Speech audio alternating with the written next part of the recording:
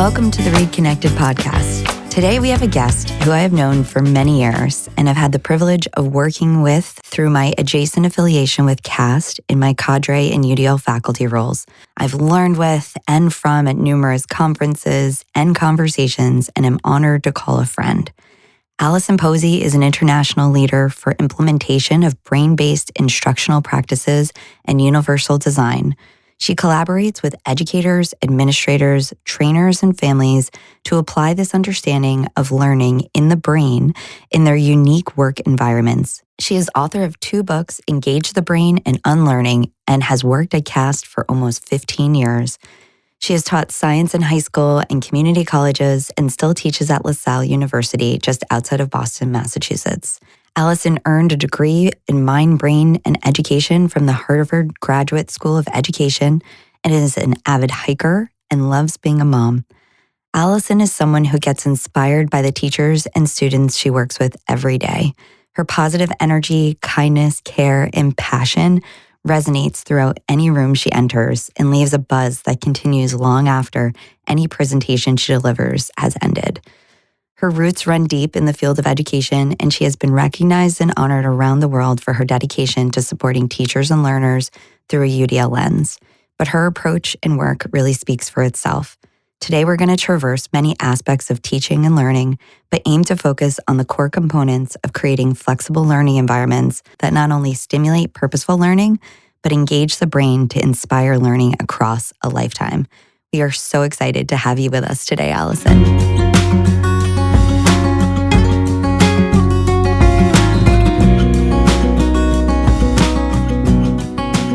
Thank you. It's so great to be here. And thank you for that introduction. I'm already moved to tears. So I've appreciated our friendship. I'm so excited for this conversation and to continue to get to collaborate with you. Absolutely. And I'm glad to bring Jerry into this conversation because every time we get together, we get so excited and we probably aim to change the world and have a gajillion ideas that come up.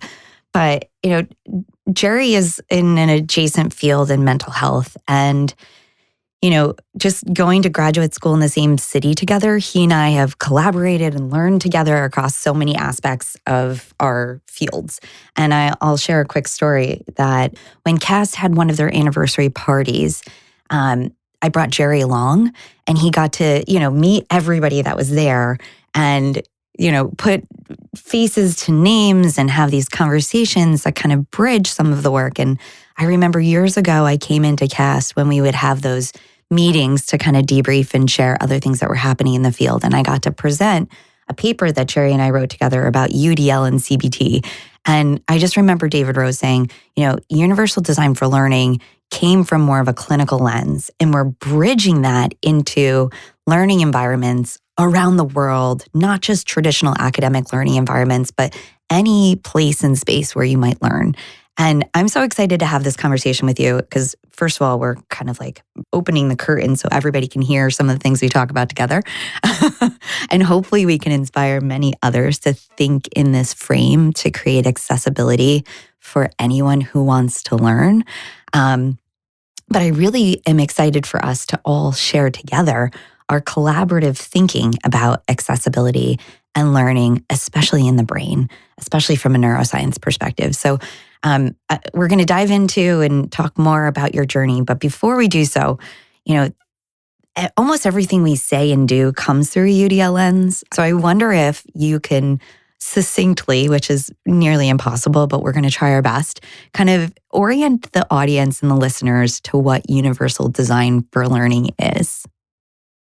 Absolutely. And I will just, before I go into that, say, I remember when you both presented at CAST. I remember that day very well, because when are we ever not learning, right? I mean, we learn all the time. And I'll sometimes challenge my audiences, like, don't learn right now. I do not learn, So when we're thinking about learning and designing for learning, we literally mean anywhere, anytime, for anyone, because that's what our brains do. They are the ultimate learning machine. They are so strategically designed to be able to interact with environments, predict what they think is going to happen, and try to make the best move to survive, to learn, to grow, and to change. So, I was appreciative when you all came to CAST and just reminded us this is not just for education. This is, and there are so many times when I'm even in a doctor's office and they're telling me something and I'm like, wait a minute, slow down. You give me that in another representation, because what you're saying verbally, I know I'm going to lose that right away, you know?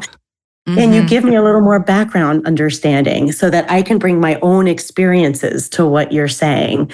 Can I have a 1, 2, 3 outline for what to do and a graphic organizer? You know, I just, those moments can be designed differently. And so then when I get home, I understand it better.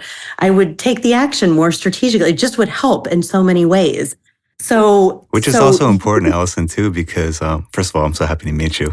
Alexis says so many nice things about you, but it's so important because if you look at the literature on the adherence of people in terms of what the doctors tell them, it's pretty low in general, from what I understand. Meaning that people generally don't always do what their doctors tell them to do, and that could be part of it, like you're saying. I think you're right, and the big thing with UDL, and this didn't originate with UDL, but the whole premise is you don't blame the person for not, oh, you didn't listen well enough at the doctor's office. Instead, you try to reframe it to, if remembering it was a challenge, how could we do something differently so you can remember it? And so shifting, off of the deficit view, kind of that medical deficit view of learning and of humans and what they're doing and not doing, and really focusing it instead on being a deficit in the environment is super empowering. I mean, that's a game changer. And again, UDL didn't invent that, but UDL reminds us and really requires that we do that. And so often when I'm working in education, I'm getting older and I'm starting to get a little more grouchy about some of these things, I'm realizing, but I hear the deficit language all the time. My students aren't engaged. My students aren't reading at grade level. My students are being, they are having behavior problems. And it's all framing barriers in the students. And I just want to be like, let's reframe it. So how is the design supporting the behavior? How is the design supporting the engagement? How is the design supporting these different things? If we're, owners of a coffee shop and our customers aren't able to get access to the menu, we think of another way. We don't say, well, that participant should, or that patron, that customer should go someplace else. No, we try to think about how can we, provide the menu with a QR code? How can we give a visual to go with it? We try to change the environment. And this is what we try to get folks to do in education. When we think of UDL, we try to think of, all right, how can we shift the environment to really better meet the needs of the students we know they're going to come from different backgrounds. They're going to have different levels of engagement. They're going to want to do things in different ways. They'll have different strengths and challenges. Instead of seeing that as a problem, let's see that as an opportunity to design for. So then, of course, educators are like, wait, how do we do it? So UDL came up with this very handy way, this table, this graphic organizer, these guidelines to really help us say, okay, if we think the barrier, the problem, the challenge is around engagement, here are some ideas. And one of the things, I'm not giving you the short answer, Alexis. You need it's okay. I love it. I'm nodding my head like a bobblehead. I'm so excited. How many times do you go to a restaurant and you're like, I don't know, that sounds good, but I have no idea what that is. Yeah. Should I try it? I'm not sure. Can I have different ways of understanding what that is on that menu? Oh, when they have a picture of what the dish is, I'm like, oh, look at that. It, sparks my engagement. It sparks my curiosity. Often I want to learn more than when it's this tiny text and now my eyes are getting bad and I can't even see it. I'm like, I'm not going to order that, Yeah. So it's really, and as a plate goes by, I'm always like, oh, what's that? So again, it's representing the information in another way. So there is what UDL is. UDL just gave me a language to explain that moment. It gave me a way of saying, oh, that's a different representation of the information that helped me reach my ordering goal, So nothing may be changed about that moment, but now I have a deeper language and way of expressing to you and to maybe even the server, if you just gave me another picture or if you walked by with another thing, maybe I would want to order that, Mm-hmm. And that's what we're really trying to give more ownership to the learners themselves about their own learning. And the best way to do that is to bring the different, menu items by them. Okay, try graphic organizers, try sentence starters. Have you thought of, trying a visual with this? Whatever it is that you want to try, it's really aimed at getting at that more robust learning and that metacognition around learning itself. So my quick, what is UDL? UDL is a framework to think about the design of learning experiences anywhere they're happening. If you really want to try to reduce barriers, here's a systematic approach to just spark new ideas. Well said. I love that. I got to it. That was amazing. No, and I love the examples. And again, I mentioned at the beginning that once you know what UDL is and you know what to look for, you can't unsee it, right? So the three of us all have a shared passion, including our producer, Mike, here today, for music. And one of the things that excites me is when you go to a concert and there's a sign language interpreter that's there or captions to help you guide, your experience. So you're fully immersed and everybody can have a shared experience.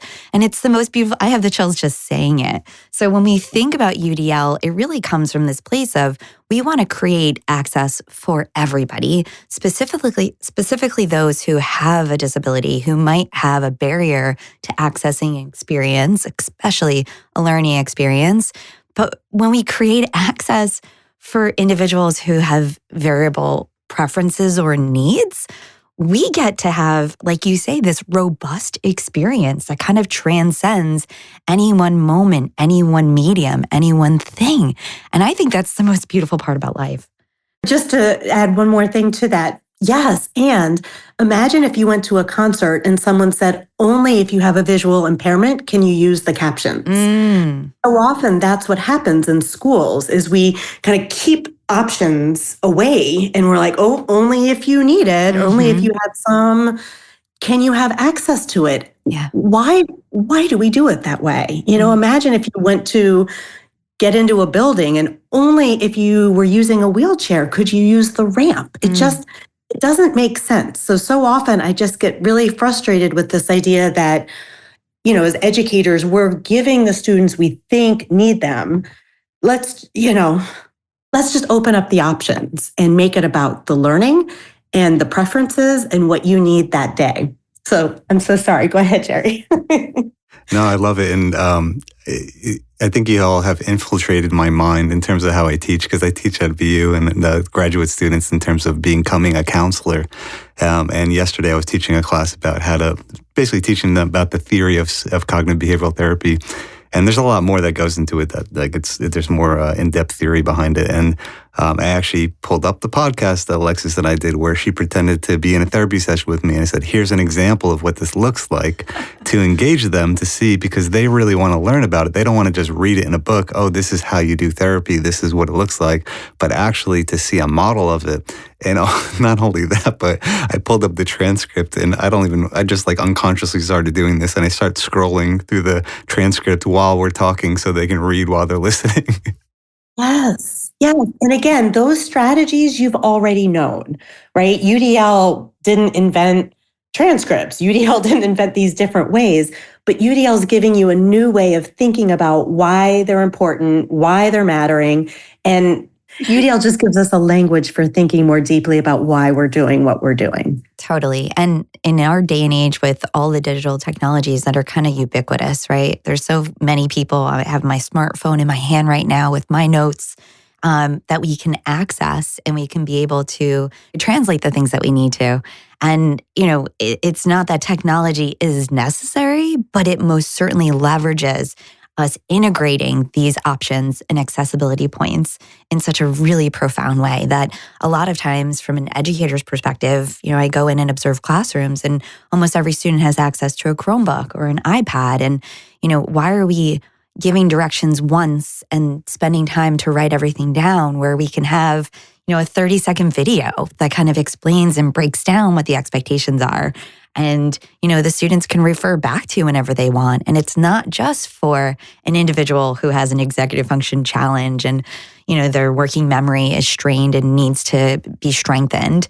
It could be for anybody that, maybe was thinking about the breakfast they didn't have that morning or how tired they were when they showed up for school instead of hearing the directions. So, we can go down a rabbit hole with all the examples, but, just trying to bring the listener into the experience and see how universal design is everywhere. It's embedded in so many different facets of our lives. And oftentimes to make that little tweak and adjustment, to bring in that accommodation or scaffold can really be easier than sometimes we think. And there's sometimes a concern that when we do that, we're making it too easy. Great point. And that's where the critical thing, and those of you who know me know I'm going to say this word right now because even my kids are like, again with that, Mom, and I'll say again with that.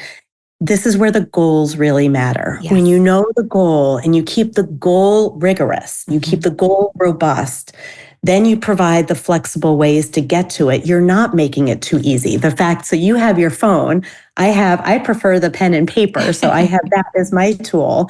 So there's no right or wrong for the tools, but we're both working together to get to the success of this podcast today. We have that same high level goal. So use the tools you're using. I see Jerry just has a water bottle, so he's not using any tools today other than his working memory is on point at the moment. Right? I mean, what if we said, Jerry, you have to use a Post-it note and you have to do it, that might actually be worse for you to get to the goal of this podcast. So bring what you need. And if you don't know, as young, learners often don't know. And sometimes, I might want to know this tool you're using on your phone because maybe that would help me. It still is in service of the goal. And that's what oftentimes is missing when people go to implement UDL or even start to think about where there are barriers. You have to know what the goal is because there's no just blanket way of saying, if you do this, everyone's going to learn. There's no such thing as that. Yeah. But when if we go back to an example from universal design and architecture, if we know the goal is to get into a building, then we can start thinking about the different options there are to get into the building. But if that isn't the goal, then we wouldn't want to, start putting ramps on all of the steps because that might actually not be good design. So I really encourage people to always go back to what is the goal. And whether you're, it's your exercise routine or, making dinner at night or going to a coffee shop or teaching your BU course, knowing the goal really helps you then decide what are the different tools that are helpful, and then where are there barriers that your learners may encounter. And then let's just think about putting maybe one new thing in the design to help students to get there. What do you put in? Well, take a look at those UDL guidelines. They might help spark an idea. So that's really what those guidelines are. They're there to spark ideas and to think about the designs and tools that are already there so you can maybe anticipate where there are other barriers. I love that. And, oftentimes, and I'm sure you have a lot of shared experience around this too, and Jerry can probably chime in as well, is a lot of times we hear, UDL is just good teaching. And you and Katie Novak, who is another powerhouse force in the UDL world, wrote this book called Unlearning. And I frequently talk a lot about this for years, that we often teach the way we were taught or the way we learn best, or in our mind, what we imagine the ideal situation would be. And oftentimes we can create some of the most amazing, exciting edutainment opportunities, right? Where students are on point and they're excited and they're quote unquote learning. But even in those moments, we might still be missing a lot in just having one perspective that we're planning for, or one, learner that we're thinking of or trying to target. Whereas UDL really challenges us to consider the variability that's among us.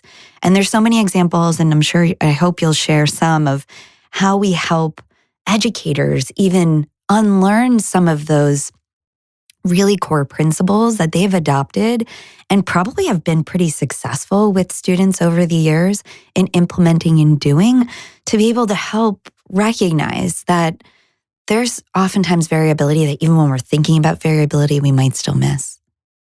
Oh, I'm so glad you brought this up because I experienced this myself as a student, and then as a teacher, I started to have a moment.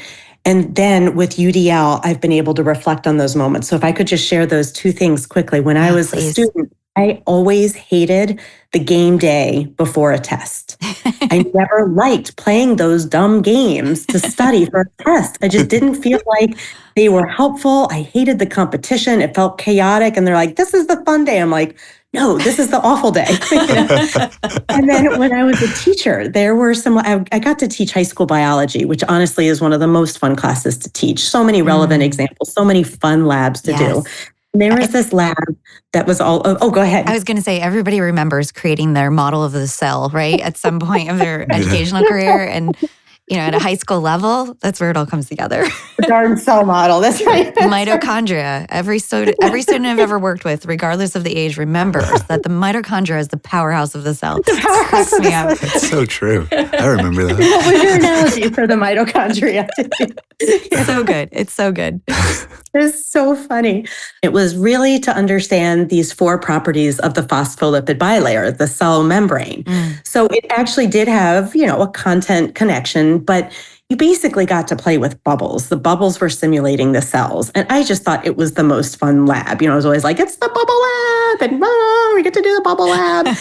And, I had just assumed that was a fun lab. And it was like 5 or 6 years into my teaching when I just remember seeing on a student's face, I was like, oh, she's not having fun. And then there was another student one time who came up to me actually angry because they had a job interview after school and they had put on a nice outfit that day and they got the stupid bubble gunk on their outfit. They were, and I hadn't learned about UDL yet, but then once I learned about UDL, it just all clicked. Oh my gosh. The goal wasn't for students to play around in the bubble gunk. The goal was to really learn about the cell membrane and the properties of the cell membrane. And watch how important, once I started realizing, separating the goal from how I was having the activity, how I was having students do it, all of a sudden I started to think about, okay, why does this matter? Because the first UDL principles around engagement. So the first thing you want to do is just say, why does this matter? Why am I even teaching about this phospholipid bilayer and how things move in and out of it? Well, in order to get drugs and medications into your cells, you have to understand, this is how real world scientists are thinking about it. Yeah. And how does this matter for high school, high school students? Well, they put a lot of, gunk on their lips and lotions and stuff. So I started asking well, is that getting into your cells? And all of a sudden, right there, that's engagement, not playing around with bubble juice, right? That's engagement that's toward academic rigor. That was this moment of oh my gosh, for 8 years, however many years I'm up to now of teaching this lab, right there, again, that's not going to engage every student, but wow, did it engage more students just by shifting it right there.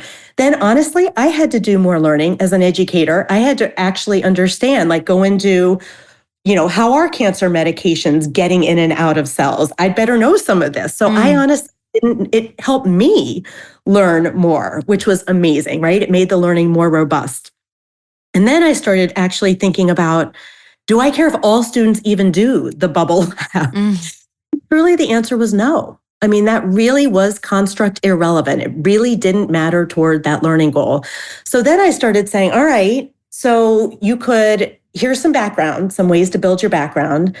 Believe it or not, the main way I had, I know this is going to be shocking, was reading and taking notes out of the textbooks and listening to my mini lecture. Those were the 2 ways that I offered for students to build their background. How boring and lame is that? Right? Some students might love that. I honestly love getting a textbook and reading out of it. That for me works as a learner, but it doesn't for everyone for so many reasons, right? Maybe I left the textbook at home. I couldn't turn the pages, maybe talk about accessibility. Not everyone can physically hold and manipulate a textbook in the same way. The vocabulary, the English language, so many barriers in reading out of the textbook, right?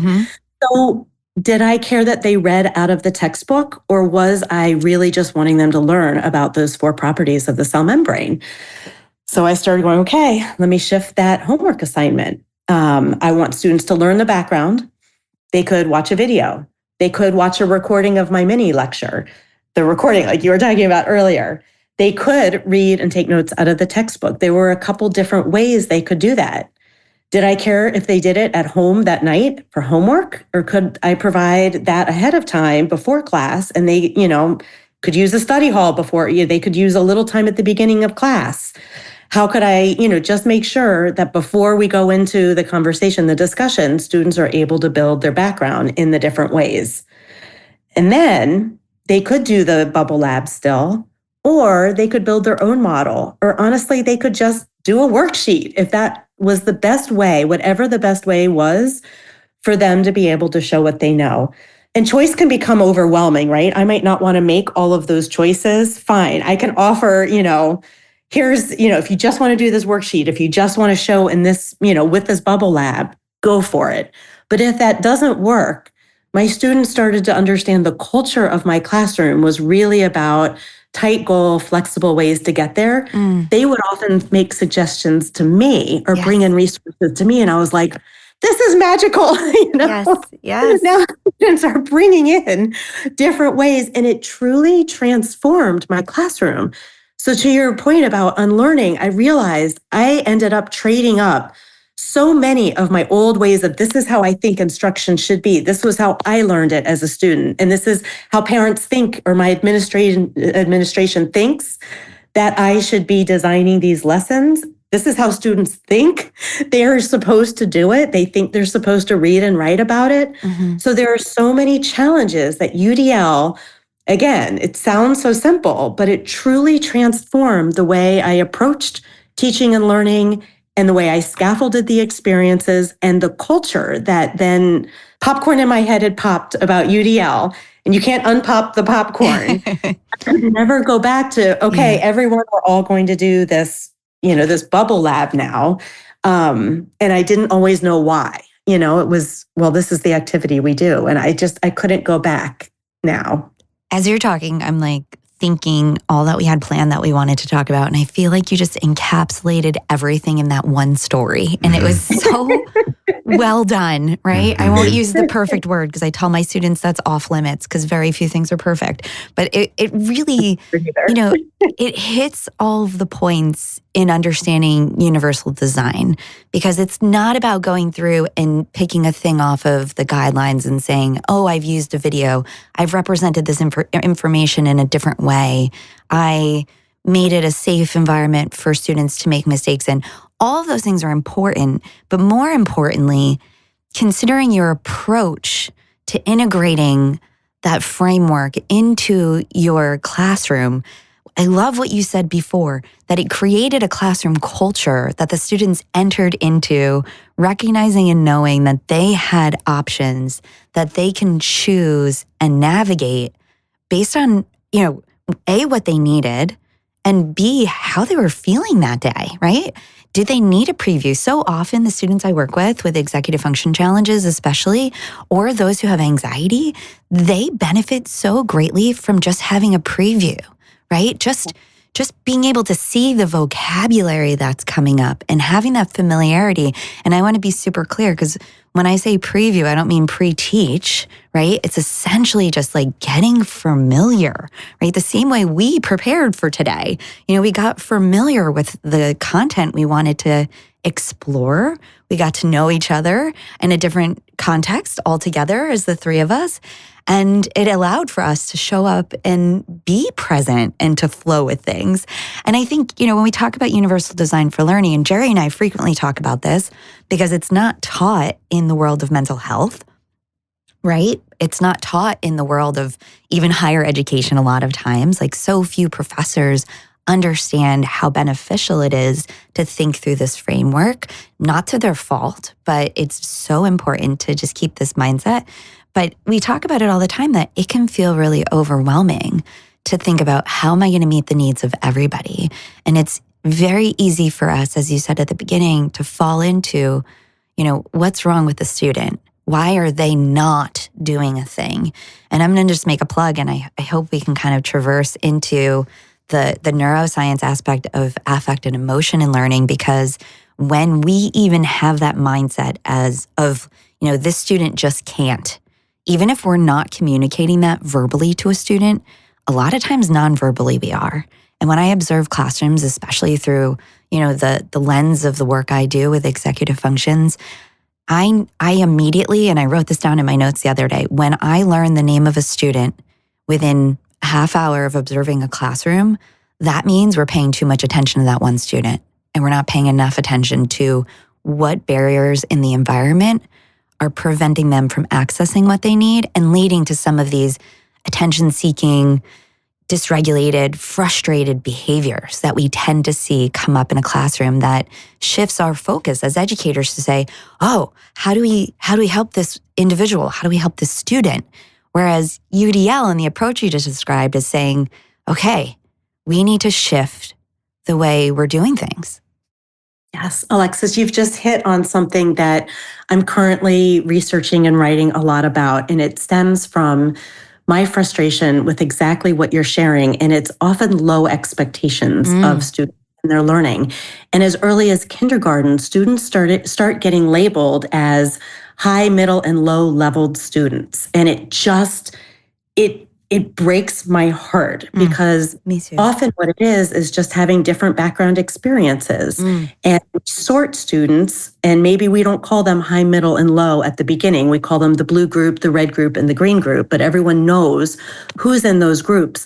And the language that I hear so frequently that it's starting to really break my heart from educators is, well, my high-level group is getting it, but my low-level group is not. My high-level student is doing this and my low-level student is not. And I just want to say, of course, because think of expectation and, like you're saying, those subtle cues that are being given off.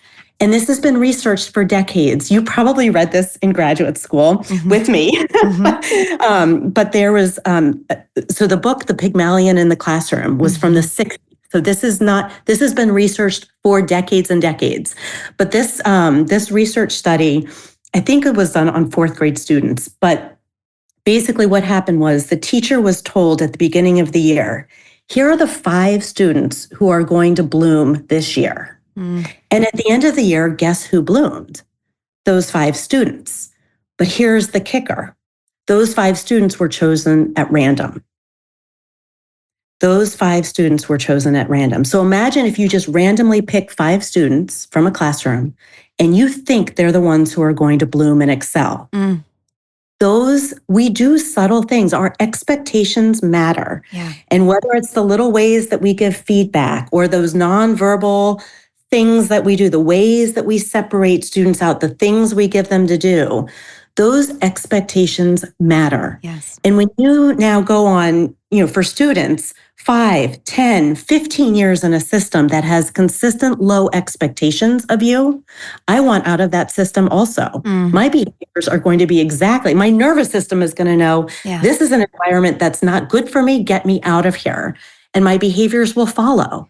So I often, that shift to focus on designing environments that truly are welcoming and a culture for learning is so hard to do. It sounds, from my classroom description, it sounds like, oh, this is something I just did. That took over a year and a half for me to make those changes. And for that classroom culture to really develop, it takes time. They truly can transform and hopefully shift those expectations, both for the educators and the students themselves. Yeah, even when you said, these are the students that aren't going to do well and we give the focus to them and how that plays out, my whole body, I felt that when you said that in my body. I don't know if, Jerry, you experienced that too. It just didn't feel good for you even to narrate and describe. You weren't telling me that I don't do well or not going to do well. You were just describing students that often get that negative attention for whatever the reason may be, outburst behaviors or just expectations. It just felt terrible in my body to experience that. I don't know how you felt in that moment. Yeah, I mean, as a psychologist, I'm always trying to understand why people do the things that they do. And I think it's such a good, first of all, your whole bubblegum example is awesome. And I'm going to relate that to what I'm about to say, which is that I think as a teacher, you want to feel successful as a teacher. And, I think that maybe teachers who kind of fall into this trap of, the high achieving kids are going to get it, the low achieving kids are not going to get it. I wonder if part of that is kind of wrapped up in, everybody has ego right around what we're doing. We want to feel confident and successful. And I wonder if part of the reason this happens is because they feel like, the high achievers are going to get it. So I'm going to put my energy into where I'm going to get the best results. And that's going to make me feel good as a teacher. And I'm going to relate this back to what you did, which is a good model for not doing that, which is you didn't have an ego as a teacher in the science class because you checked in with, wait, are they engaged? Let me actually truly be open and be able to accept the fact that they're not engaged and then do something about it, right? Which is in some ways, as a therapist, I tell my students I supervise all the time, like, no ego, don't have an ego as a therapist because you can't. It's not about you. It's about understanding what's actually happening. And even in the class I was teaching, literally this Thursday, they're about to have spring break. They're so burnt out right now. And I said, I'm about to teach you something. Before I teach you this, can I just check in? How you guys feeling? Because I feel like you don't really want to learn anything right now, because it's a 3-hour class. I'm like, I feel like if I bring this in, you're just not in the mood to learn something new.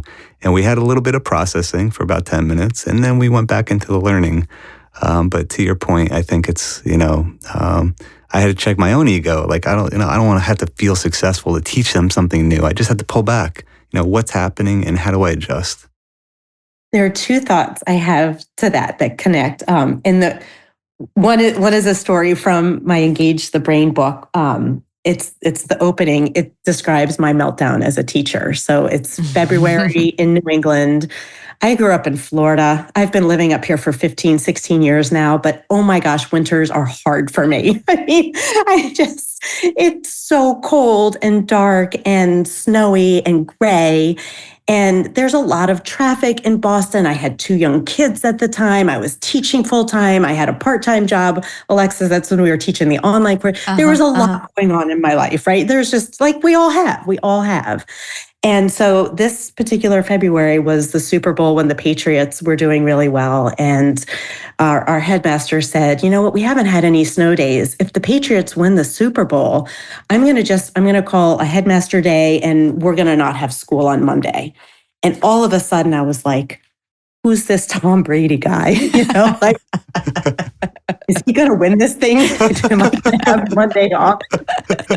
So all of a sudden I'm like down. I am cheering for, I don't even know what's going on. I'm like, yes. So it comes down to the very end. I learned about a Hail Mary and Brady throws this Hail Mary and it's missed. And the Giants, some of you may know the Super Bowl, the Giants won the Super Bowl.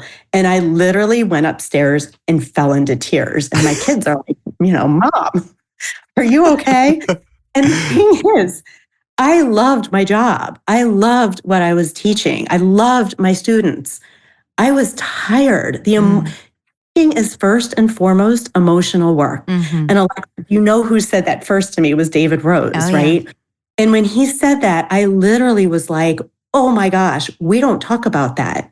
We don't talk about how teaching and learning is first and foremost emotional work. And we don't take care of the emotions. In fact, I even remember this teacher one time. It was one of my kids' high school teachers. I was at the back to school night and he's like, I have so much content to teach. I don't have time for that emotions. And I just want to be like, well, how's that going for you? But I refrained, I held back.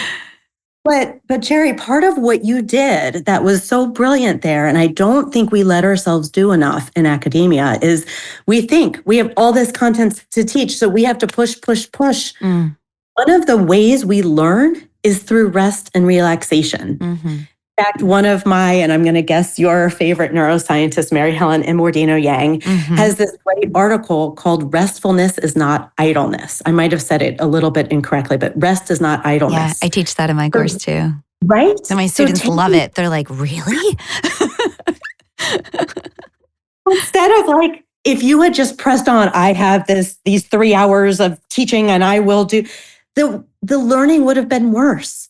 So the fact that you backed off there, that gut sense you have, neuroscience would be like, yes, that actually is strategic. And when we think of the pace of the learning that we have it's not just the students who need this, but it's the educators too. So especially this time of year, like when I was thinking about this call that I had with these educators earlier this week, and it was all the students can't, and the high level and the low level students. And I'm just like, they're tired too. And they're in a system that goes and goes and goes. And if you follow in the pace of teachers over the course of a school day, it's exhausting. Yeah. And they are holding the emotions of all of the students' journeys and all that, throughout the day. And they don't have, I never took that time that I needed as an educator to do what I needed to do to fill my emotional energy a little bit. And Alexis, your, expertise in executive functions are exactly what's impacted when those emotions are tapped and drained. So I just, I'm like doing a call out to the world here. What do we do in an education system where this isn't what's scaffolded? We know that the literal design of our teaching days is not in line with what we know about learning in the brain. Yeah. What do we do? Yeah, it's so interesting. And you and I have worked in different systems around the world too, where there's, a different culture, a different expectation, a different, almost like an energetic flow where some more of downtime is prioritized, right? I'm thinking about where there's like specific times where students and teachers are like, have that break. But, at the same time, they're prioritizing that. And sometimes they have a very traditional model of, disseminating and getting through the content. But I'm also thinking about, the educators here, and I validate them all the time. And I'm saying, we're oftentimes as educators working against the currents. There are so many complexities in our life right now and so many expectations on us, as you described so beautifully. And, I'm thinking about, just this Monday, I was in a school and I'm watching a third grade teacher teaching a really complex new math lesson of a new curriculum that they just got last year, where they're expected to deliver it exactly the way that it's planned and given to them. And it's complex, right? It's a whole different design and way of thinking about the math that they're teaching, let alone considering all the other aspects we're talking about. And she so masterfully, I praised her for this. She kind of pulled it back and was like, okay, our goal today was to have a strategy to approach division. Do we feel like we learned some strategies today to approach division? It wasn't, did you get all the problems right? It's like, did we think about the way we were approaching this mathematical concept that in third grade in March, right, is actually a very complex topic, right? Developmentally, that's hard to wrap your head around. And she was integrating in all these principles that we talk about metacognitively pausing to reflect. And she did, masterfully kind of flowing through both the lesson and the independent work time by engaging the students to think about the process of learning rather than just the outcome of, did you get it right? Did we get through everything we intended to? Which I think is really at the crux of everything we're talking about here. And one of the things, I haven't told you this yet, Al, but one of the ways in which I've been talking about the interventions for executive function to begin is not about, and I joke a little bit about this, and it's nothing against color coding, because it is beneficial when we understand why it's beneficial. But, it's not about a strategy to bring in a tool or do a thing. The intervention at its core, when we're tapping into the emotional side of learning, is really in our interaction and approach to what we're doing. I mean, I almost want to just give a pause there because there's so much in that statement. Yes. And part of, I appreciate so much how you noted how the teacher kept focusing on the goal. I'll kind of bring us back to that. And one of the new things, just to kind of go back to the UDL guidelines, one of the new considerations that was added was around joy and play. Yes, it's my favorite part. Right? In learning. And it's so interesting to feel some of the discomfort for some folks, again, variability around that. But joy and play is where the nervous system gets to reset. And laughter is important to that. Having quiet spaces to just go try something out on your own. So it's maybe not in front of other people.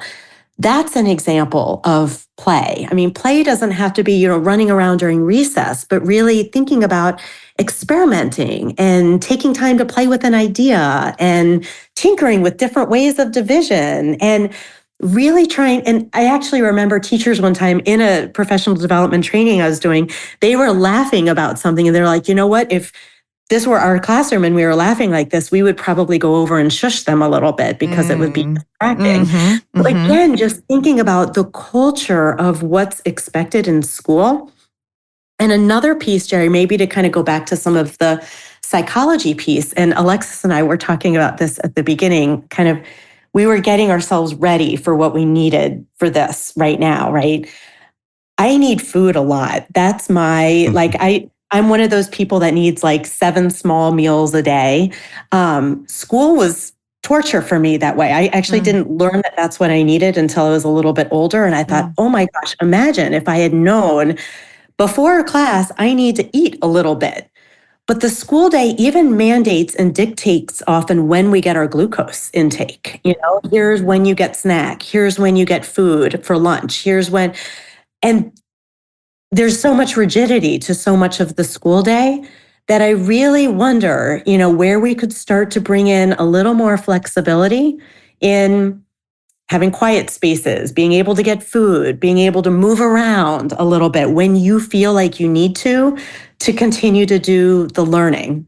I want to give props to that same teacher that I was describing who kept going back to the goal and focusing on strategy, because during the independent work time after the lesson where the students went back to try, first of all, they all were encouraged to pair up with another student to share their approach to solving the problems that they were testing out together, for one. And for two, when they went back to find those pairs or groups to work with, they were encouraged to grab their snack, and they were snacking as they were working. And I was just, it's like a breath of fresh air. And I was cracking up when you said snacking, because Jerry and I just presented at a conference for sports psychologists at BU this weekend. And he had a list of options, right? He said, you know, this is something you can go back to and kind of dive into if you want to. On the slide, in the very first tab, the very first bullet he had was, you know, provide snacks. Yes. And I said, Jerry, I said, that's 100% right. Because, you know, he's probably thinking, in my office, I have tons of snacks because, you know, the younger students I work with come after school where they're probably exhausted and starving. I said, but you can't have just snacks at the top of a list of UDL options as like the first thing, because I don't want people to think like, oh, I gave them snacks, I'm doing UDL. But you are at the same time, right? Vending machines. Yes, but you just got at what's so tricky to understand about UDL. Often people will say, well, I do this option, therefore check it off the list, I've done UDL. Yeah. Or you first learn about UDL and you think, you know what, I give graphic organizers, I already do it. And they don't keep pushing to understand, again, that it applies to all the things all the time. And it's never the same answer every time. And that's where the masterfulness of teaching is still required for the teacher to know their students, to know the context, to know the resources they have, and then to adapt each time. You know, again, this is why teaching is the hardest job ever. I just think. And to all your points, where your UDL is being constantly paying attention to what this person needs as the context changes. And Alexis always says that what you need now could be different from what you need later. And I want to pose this question to you because I'm not in like a K through 12 classroom, right? I'm teaching at a graduate level, which is a different context. But I feel like I have more flexibility in this role to not, and also as a therapist too, because learning happens in therapy. I feel like that context is unique, and I try to utilize this aspect of the context of it, is that the learning doesn't have to happen right now. Like, this is a long-term process. I don't need to force, oh, they didn't get it right now, it's over. We have to move on to the next topic or the next curriculum or the next part of the curriculum, right? I'm always like, well, we have time, like no pressure. We're going to continue to learn this in different ways. And that's just part of the learning process because learning takes time. How does that play out for teachers in a K through 12 classroom? Is there more pressure to kind of just keep moving on to the next versus just making the learning just kind of happen in different ways over time to make sure you're really learning it? Oh, 100%. The pressure is real because teachers are assessed based on standardized test scores that their students receive. teachers are assessed by, if they're teaching an AP course, then, the score on the AP exam. And if you've ever seen what's changed about AP textbooks over the years is the amount of content students are expected to get through. So I think as a system, really thinking deeply about learning and designing for learning in ways that align with the learning brain does not happen. That space is not there. And MCAS, the Massachusetts standardized assessment that students have to take, is in March, is this month. And the feeling and the stress of the teachers is real. And that gets shared to the students. And that pressure is there. And there are so many barriers in the process of a standardized test that could be used through the UDL lens. I'm not saying don't ever give a standardized test, but recognizing that if the goal is, to get students to take a standardized test, bringing UDL to that process. The goal is to take a 3-hour multiple choice test where you'll need to sit for that long and pay attention for that long. What are the different things you need to be able to get through that test, to be successful at taking a test? And that's different than learning the content in a robust UDL way. So in a very long-winded way, there is, I think, a lot of pressure on teachers to get through content as opposed to teaching the metacognition of learning. In the Montessori pedagogical philosophy, there's this principal part of learning that's called practical life. So when I was a Montessori educator, I would always think about, test taking as a practical life skill, right? And it doesn't necessarily have to be through a standardized test. Like, we're constantly tested.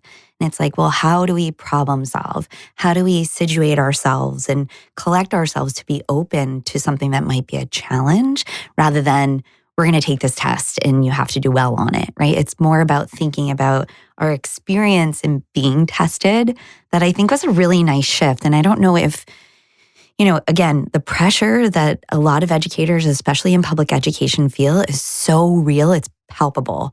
And, it's trickled down to parents, families, caregivers who think that that is the end all be all for their child, that they have to do well. But the other reframe that I always share, especially with students when I'm helping them to not be, anticipating the stress of this experience. And, I share this and I hope teachers will hear this as well, that these standardized assessments, if we lower the stakes in the way we approach them, it transcends everything. And I always say that, this is just a collection of information to see where you're at through this one tool at this one point in time. It's not really everything, but it can really actually give us a lot of good information to think about where we go next and what do we need to do. And I know, from a systems perspective, it's not always interpreted that way. But when we approach things a little differently, and I will say a bunch of the students that I work with across different elementary schools, in Massachusetts and elsewhere, they have been taking a little different approach to these tests that has kind of cut some of the stress of it. And that it's not like this looming fear of, oh gosh, here it comes again. We have to do this. And it's, because again, the stress level is palpable and it can take over for several weeks. It's not just for those few days when the students are being tested. And we really need to shift our approach to all of that. But I know I'm preaching to the choir with you guys right now. Well, let me be UDL right now. Let me bring in some UDL here. So let's say that someone learns content and aces the test, and they know the content really well because they memorized it, or they just know it pretty well because they paid attention in class and they just have a pretty good memory to hold on to it, right? Why is it important why is that not the end all be all for learning?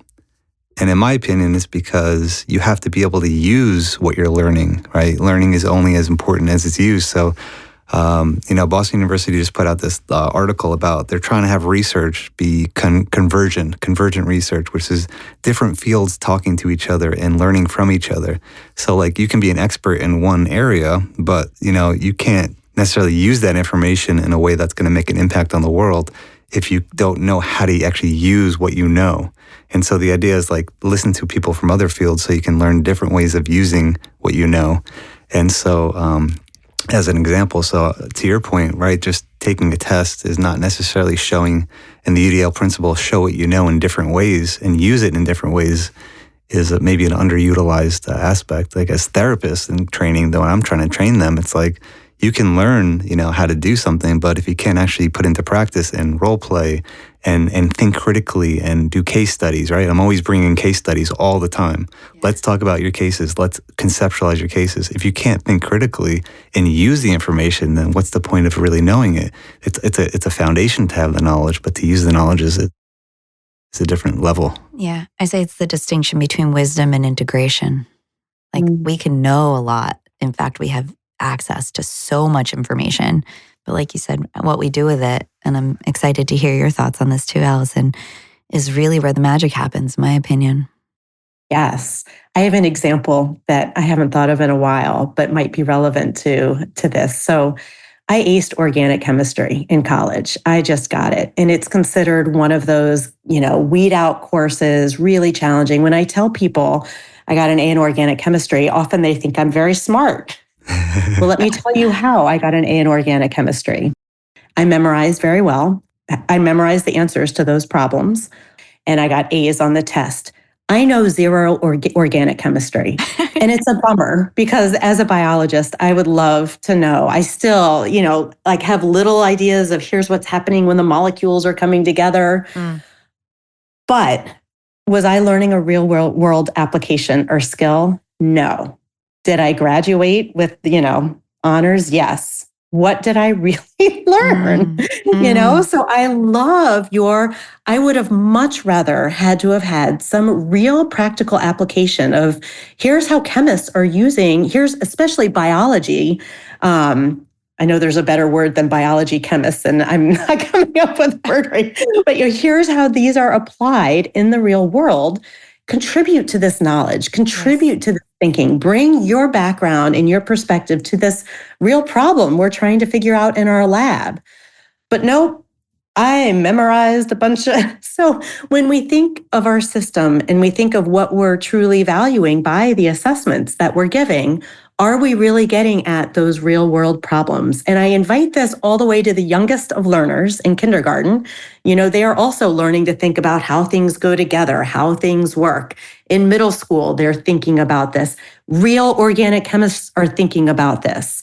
So we're just, we're not at thinking of it in the same depth, but that starts to build and grow. We can start teaching it from the earliest of ages. And if we do across the system, I wonder how much more robust will our learning and research and actual real world application be? I mean, I hope I get to see that happen. I think it might be a long time. And if there are systems that are doing this, please reach out to us and let us know, because yes, please. They just have not been my experience in the last 25 years in this field. Well, I will say though, and I'm going to give some props to some of our friends and colleagues, that I think the reason why I loved working and interning at CAST and being affiliated with the folks there is because of people like David Rose and Ann Meyer and Todd Rose and Gabby, because all of those people didn't just study the cognitive neurosciences or education. They had such an in-depth curiosity about so many different fields and aspects in life. And my mentor and somebody who I just hold in such great esteem, Penny Hauser-Cram from BC, is the connection I had to CAST because she and David Rose studied together. And both of them, the thing I was always drawn to is how that they just pulled from so many different ideas to make all of these connections. And one of the things that I really fear in this digital age, and again, this could be another conversation for another time, but I'm just going to plant the seed for now, is that we are getting so myopic in just thinking about one thing at a time. And with the advent of AI being so ubiquitous now and so many learners doing the same thing you did in college, let me just get the information and get the good grade to get through this. And I have conversations every day about if you're not actually learning from this work, especially if you're in college, what are you paying for? What is actually your experience as a learner and a student now? You're missing so many opportunities that literally you're paying for one. And two, if this isn't content that you're really into, can you use this experience to practice some skills, to figure out how you learn best, see if there is a random connection to the thing you do care about? Because I feel like that's where we get to expand and create and design in a way that helps us better understand and, to your point, Jerry, conceptualize what we're doing and how we integrate what we're learning in a way that is moving us as humans forward. Sorry, this is a big philosophical thing, but when the three of us are together in different capacities, this is where my brain goes. Well, both of you, I mean, let me just point one specific thing out right there that you may not be expecting me to say. You were talking about your mentors who you learned a lot from. Yeah. They were your professors or, colleagues that you learned a lot from. And even Allison, right? Your colleagues. Absolutely. You're a person who values relationships. And what's the common denominator with these people you're talking about who you learn from? You developed a relationship with them. Yeah. And when I'm in my professor role, like, relationships are key. I love building a relationship and being part of their journey of learning. And they feel that, they know that, they respect that. And it opens up the learning and the engagement. And Allison, you're all about engagement and learning, right?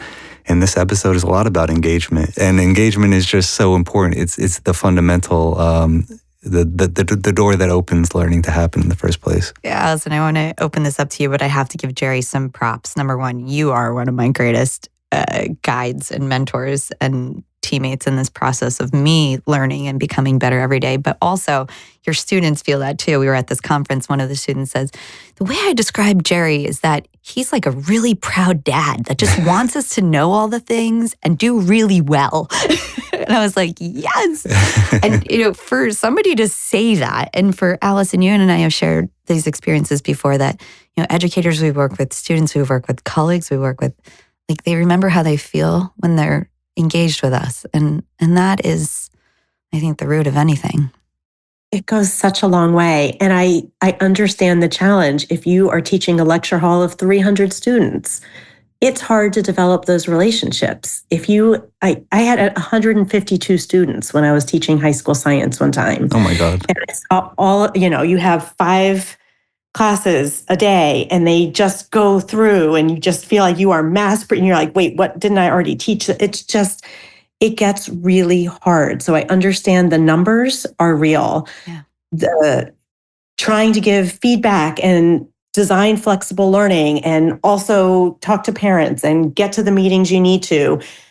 It's so much in a day when you also have all of those students. And there's an interesting study, and you may know this. I guess I'm going to bring this up because of your psychology experience. When you're having a one-on-one with an individual, oftentimes your physiology mirrors that other person's, right? And then when the person leaves your office, a lot of times they feel better, but you're still holding some of their emotions, right? So as a therapist, you probably know you need time, you need space, you need to be able to regain your own, kind of our discussion earlier of the burnout. You need to do what you need to do to get yourself in a space for the next client. Do teachers have that in their school days? And I will invite the administrators and the districts, to think about that. When do teachers have that space to redo their physiology, to get into the space where they're ready to take on another 32 students for 55 minutes with all the content and all the needs? So both as a therapist and as an educator, and thinking about the challenge of the numbers and the challenge of the amount of content we think we have to cover, this is where the unlearning, I think, really has to come in. And this is where UDL was designed, as David Rose will say, to disrupt systems. I mean, it can be the smallest tweak. I'm going to add a graphic organizer. I'm going to put in a vending machine. It could be that small, but it also could be a way of completely rethinking the system. Yeah. And so that's a lot for this. No, it's great. Yeah. And thinking about, even if you can't make a relationship connection, like a personal connection with every student. And I hear this as feedback for myself, and I feel this with you too, is when you are passionate and connected to the work you're doing, that authenticity becomes the energy. And those mirror neurons are firing, right? And that the people that you are working with, and I experience this all the time in professional development and conference talks where there are hundreds of people who may or may not even want to hear what you're saying. They might just be forced to be there, or, they've thought maybe it's interesting and they're not really sure. But I think that authenticity, even for a burnt out teacher, you can kind of find that within you to be able to share your excitement for learning, whatever that might look like. That's so huge, because that's exactly it. And you had mentioned, Jerry, like the case studies, the ways that we think about the design, being able to carry that is so critical for us. UDL can also be our greatest tool to really help us be able to recognize. And one of the things I've seen educators do is use UDL to analyze curriculum that's already been developed. So whether you're teaching in higher ed or whatever you're doing, use UDL to say, okay, here's what I currently do. How many of the things would go in the engagement column? How many would go in the representation column? And how many would go in the action and expression column? And I know when we did this with the next generation science standards, we found, okay, there's a lot already there around action and expression and representation, not so much around engagement. Great, let's start focusing there, and we can get really, strategic and intentional with that design. So take your system, take your school, whatever your role is, and just start to think about what's already there and works.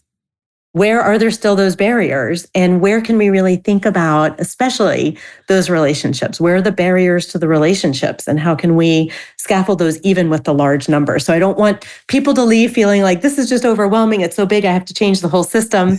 You can start with something really small and, keep that vision of what we know learning and relationships can do for the learning, and do just one little thing, a +1 to be able to. And it's trial and error, right? You're not going to fix everything in one attempt, right? And that's part of the learning process as a teacher. And as you're saying, right, if you can't have a relationship, like a very personal relationship with all your students, as you're saying, Alexis and Allison, if you can engage them in the learning, you feel more connected to your teacher. Just by nature of being engaged in the process of learning, you feel more connected to the teacher. And that's, just as important, right? Like I may not have conversations one-on-one with all my students, but they still feel connected to me because of the way I'm engaging with them. And we'll talk about this another time in part 2 of this conversation. But, the redesign of the UDL guidelines, for anybody who's interested, you can go to the CAST website and we'll link it in the show notes. But, the real purpose of that is for learners to feel seen, right? For them to have agency and to understand that there are oftentimes different pathways, different approaches, different tools and strategies that can support them in their learning. And, I want to share to all the educators, coaches, caregivers, parents, whoever you might be out there, therapists, that you are seen, that, even in the process of making these little tweaks, it can feel heavy. And to your point, Allison, we don't always have the emotional space and time to do that reset. But if we can give ourselves the opportunity to focus inward, to do a little bit of a reset so that we can look at things a little bit differently, I think it can mean a world of difference. And it can transform our experience as educators. And imagine what that means and can look like for all of the learners we get to teach and reach. I'm going to say one last thing, and I'm going to let you kind of wrap the episode up. I just want to make sure I get this in. And I believe this is UDL of me to say. One of the most important ways to engage learners is to help them not feel shame for what they don't know. Sometimes I'll look at a student, I'm like, they kind of look disengaged, and I have to check myself. Oh, maybe it's not because they don't care or they think I'm not a good teacher. Maybe it's because they have a little shame about not totally understanding something or wanting to ask a question and they're afraid to ask, or they have things going on in their mind. And for someone to be able to approach you as a teacher and say, hey, I don't understand that, could be one of the most important learning experiences of the entire year. Just to go up to you and say, hey, I'm not really understanding this. Could you explain it to me differently? That could be a absolute breakthrough. And all you had to do was be thoughtful, patient, kind, and normalize not knowing and help them to feel safe. Show grace, right? And for those of you, we're not videoing, but my head is nodding. I've been silently cheering this whole time. Yeah, Allison. Well, that gets us back to what we talked about actually at the very beginning, and that's that we're learning all the time. And just because a student doesn't have the background that they needed for your class doesn't mean they're not smart, doesn't mean they haven't learned things. I really get bothered by the framing of learning loss. Students didn't lose learning during COVID. It just wasn't the learning we wanted them to do in school. So students bring their rich experiences, and for them to ever feel like they don't have something is such a bummer, right? Because they have something else that they've been doing with their time. It wasn't learning the background, it wasn't gaining that experience that's consistent with your course, but it doesn't mean that their brain can't do that. So again, recognizing we just want to fill in that gap. Great. Welcome to my class. This is where you get to do that. Is such a different way of being able to frame the learning. This is your opportunity to build your APA skills, to build your writing, whatever it is, the skills that you're wanting to just build. It's not that they've lost those learning. So again, really trying to value all the experiences, and Alexis, you mentioned this, all the perspectives that students bring with them, bring those to all the things that we're doing in the class, because we welcome that experience, and let's build some of the common ones together. So beautifully said. And I think, again, when we are open to perspectives, we're open to learning for ourselves and from each other, as I do every time you and I talk. I think that is the beauty of humanity. And if we can do more of that, I think we could maybe even spread a little more kindness and grace and joy in this world of ours. And, sometimes it does start with education and educators and caring people who are out there in the world doing the hard work every single day. And I hope that through this conversation and more to come, you all can find one thing to reflect on, one thing that you want to pull into your world that hopefully will help you to see things a little differently, feel a little differently in how you show up, or at least know that we see you and we're here to support you in the work that we try to commit to every single day. And Allison, I am so grateful for you and grateful that you have become such a big part of my life. And we hope you, the audience, appreciate this conversation. Again, more to come. Yes, thank you so much. It was an honor to get to be with you all today and to keep learning. Thanks, Allison. That's awesome. Thanks for tuning in to the ReidConnect-Ed podcast. Please remember that this is a podcast intended to educate and share ideas, but it is not a substitute for professional care that may be beneficial to you at different points of your life.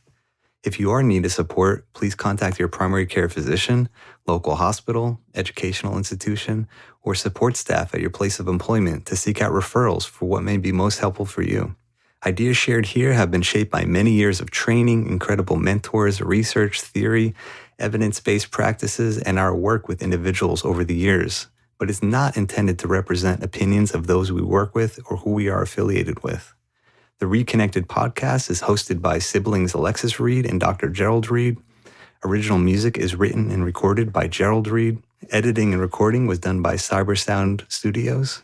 If you want to follow along on this journey with us, the ReidConnect-Ed podcast will be releasing new episodes every 2 weeks each season. So please subscribe for updates and notifications. Feel free to also follow us on Instagram at ReidConnect-Ed Podcast. That's ReidConnect-Ed Podcast, and Twitter at ReidConnect-Ed. We are grateful for you joining us and look forward to future episodes. In the meanwhile, be curious, be open, and be well.